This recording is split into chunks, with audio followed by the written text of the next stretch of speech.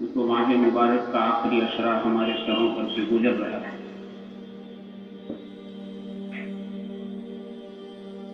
جہنم سے چھٹکارے کا اشرا ہے.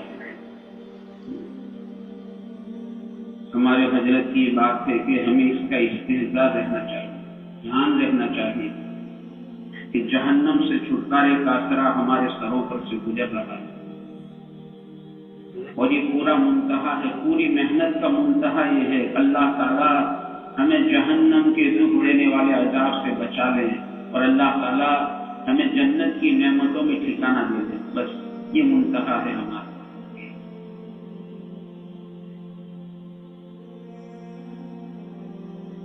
اس لیے بہت فکر کے ساتھ اس عصرے کو گزارنا ہے کہ اللہ پاک نے پورا عصرہ ہمیں جہنم سے چھٹکارے کا دیا ہے. اگر اس میں جہنم سے چھٹکارا نہیں ہوا تو ہمارے لیے جہنم سے چھٹکارے کا کون سا موقع ہوگا؟ یہ اللہ تعالیٰ ہماری تنہائی کی سوچ کرنی چاہیے.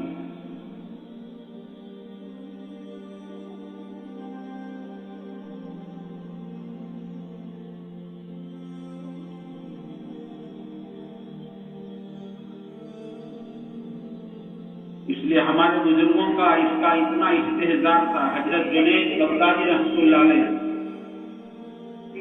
حالانکہ جن کی حیات ایسی ہے یہ فرماتے ہیں کہ مجھے عمر نوح مل جائے.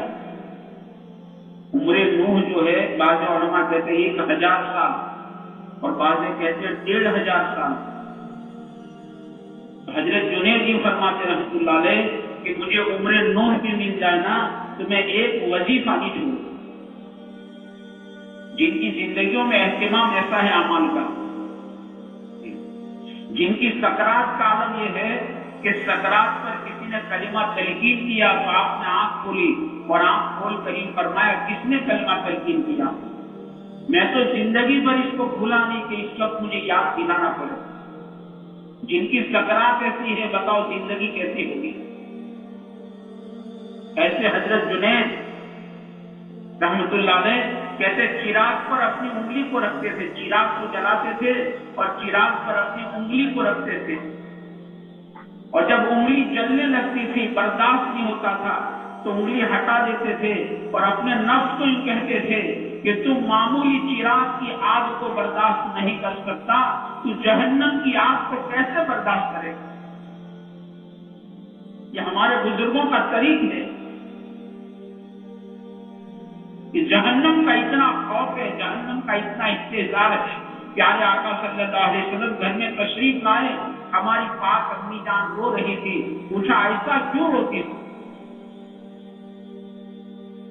معلوم ہوا آدمی کو گھر والوں کے حالات سے باخبر رہنا چاہیے، بے خبر نہیں. ایسا کیوں روتی ہو؟ کہا یا نبی اللہ مجھے جہنم یاد آ گئی.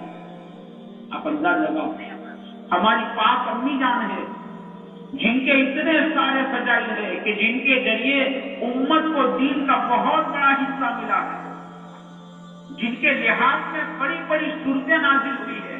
صحابہ رضی اللہ تعالیٰ عنہ آپ کے مکان کے باہر ٹھہرے ہوئے کھڑے رہتے تھے اور آپ کے لحاظ میں بڑی بڑی صورتیں نازل ہوتی تھی جو صحابہ حضور سے معلوم کرتے تھے.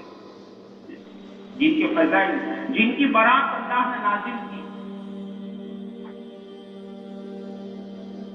جن کو جنت میں حضور کے ساتھ رہنے کی خوشخبری دنیا میں دے دی. پیارے آقا سے پوچھا آپ کو سب سے زیادہ محبت کس سے ہے؟ عائشہ سے. اس سارے فضائل کی مالک ہے یہ،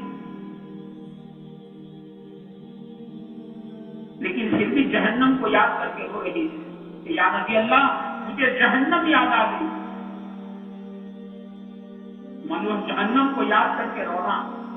حضرت رابعہ بدریہ رحمۃ اللہ علیہ حالانکہ اللہ کی نیک بندی ہے، ولیہ ہے، عارفہ ہے، اور اتنا رونے والی اللہ کی بندی، اتنا رونے والی اللہ کی بندی کہ جس جگہ پر بیٹھ کر رابعہ رویا کرتی تھی نا اور جہاں پر رابعہ کے ہمیشہ آنسو گرا کرتے تھے وہاں گھاس سوکھ گیا تھا.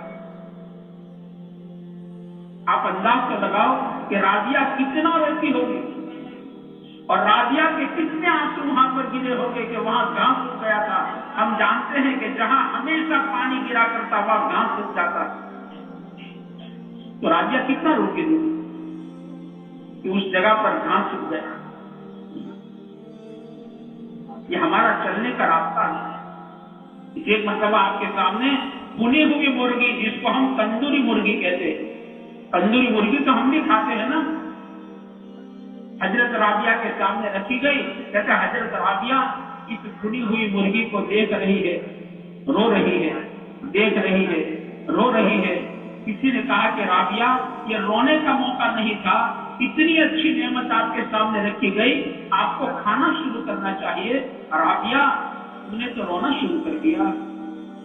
آپ دیکھو حضرت رابعہ کا جواب تو دیکھو.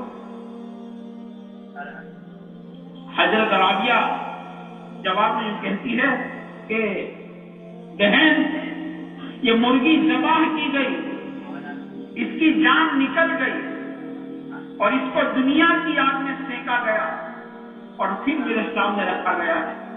بہن اگر اللہ پاک نے رابعہ کی مغفرت نہ فرمائی, اللہ پاک نے رابعہ کے گناہ کو معاف نہ فرمایا, تو اس رابعہ کو دنیا کی آگ سے 70 گنا تیز آگ جہنم کی اس آگ میں رابعہ کو زندہ جلائی جائے گی.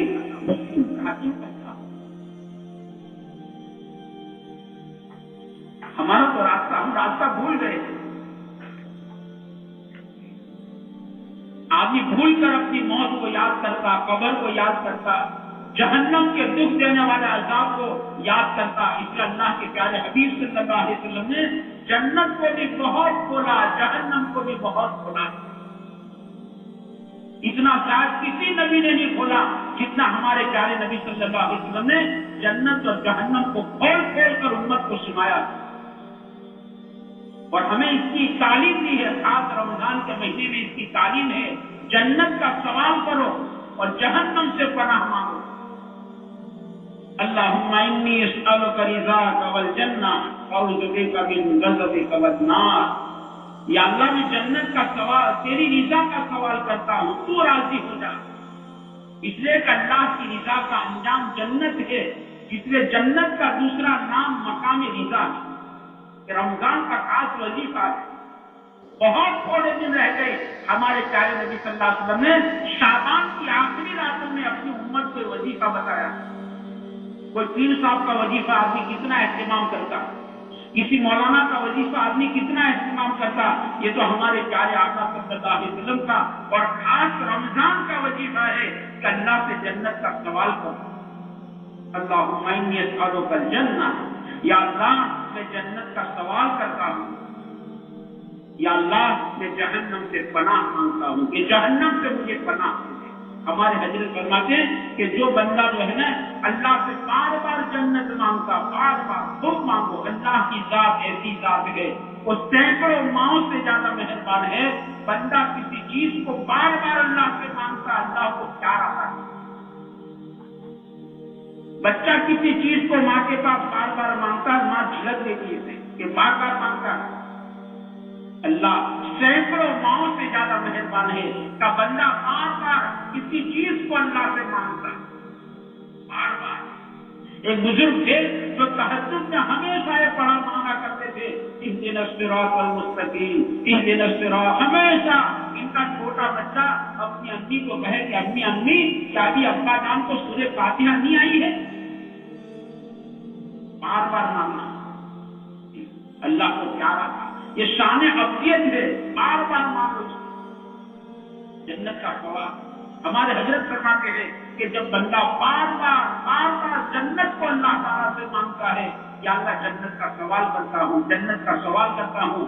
جیسے جنت اللہ پاک کو درخواست کرتی ہے کہ یا باری تعالیٰ یہ فلاں بندہ بار بار اس کو تیرے پاس مانگتا ہے, یا اللہ تو مجھے اسے دے دے. جنت اپیل کرتی ہے. حضرت ہمارے آگے فرمائیں کہ بندہ بار بار جہنم سے پناہ مانگتا ہے, یا اللہ جہنم سے پناہ دے دے, جہنم سے چھٹکارا دے دے. بار بار کہتے جہنم بھی اللہ تعالیٰ سے درخواست کرتی ہے, اے باری تعالیٰ फना तेरा बंदा बार बार मुझसे पनाह मांगता है, बार बार मुझसे पनाह मांगता है, छुटकारा मांगता है। या अल्लाह तू इस बंदे को मुझसे छुटकारा दे दे, मुझसे पनाह दे दे, छुटकारा दे दे। जहन्नम अल्लाह पाक से कहती, ये असरा मेरे दोस्तों इसी का, जहन्नम से छुटकारा। अल्लाह ने 10 दिन दे दिए और अल्लाह पाक ने 10 रातें दे दी। ये हमारा बहुत बड़ा मसला है। अल्लाह हमें सही मानों में इसका फिक्र अता फरमाए, अल्लाह ताला हमें इसका सही मानों में गम अता फरमाए, अल्लाह ताला हमें इसका यकीन अता फरमाए, इसका यकीन अता फरमाए। इस अल्लाह के प्यारे हबीब सल्लल्लाहु अलैहि वसल्लम ने एक मरतबा जहन्नम को बयान किया, जहन्नम का बयान किया। जैसे एक नौजवान, इसकी चीख निकल गई और चीख निकलकर जमीन पर गिर गया और इसकी रूह निकल गई। क्या आका ने फरमाया कि जहन्नम के खौफ ने तुम्हारे भाई के कलेजे के टुकड़े टुकड़े कर दिए। जहन्नम इसको कहते हैं। एक बड़े मियाँ प्यारे आका की खिदमत में हाजिर हुए, पूछा या नबी अल्लाह, जहन्नम का पत्थर कितना बड़ा? इसे जब कुरान ने ये कहा कि जहन्नम का ईंधन इंसान और पत्थर है, जहन्नम का ईंधन इंसान और पत्थर है, तो उस बड़े मियाँ ने पूछा या नबी अल्लाह, जहन्नम का पत्थर कितना बड़ा होगा? प्यारे आका ने अजीब बात फरमाई। जो फरमाया, बड़े मियाँ दुनिया के सारे पहाड़ों को जमा करो। जरा तसव्वुर करो, ये कोई सरसरी बात नहीं है।